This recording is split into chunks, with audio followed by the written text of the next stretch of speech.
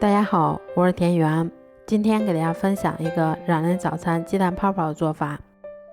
首先我们准备300克的普通面粉，先加入3克盐、3克酵母粉，然后再加入2克食用小苏打。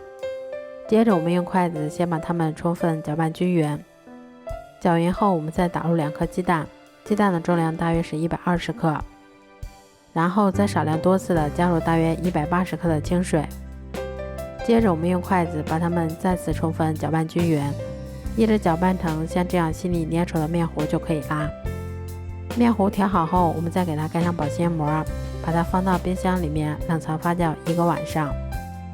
像这样体积明显变大，我们的面糊就已经醒发好啦。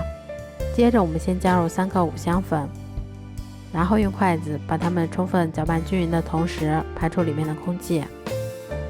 油温烧至5成热的时候，再用勺子依次下入我们调好的面糊，全程用中火慢炸，中间我们给它勤翻动一下，确保受热均匀，一直炸至表面金黄后就可以出锅啦。这样做出的鸡蛋泡泡吃起来外脆里软不油腻，用来当做早餐或者午餐都是很好的选择。如果喜欢的话就试试吧，喜欢我的视频就关注我吧，谢谢您的支持。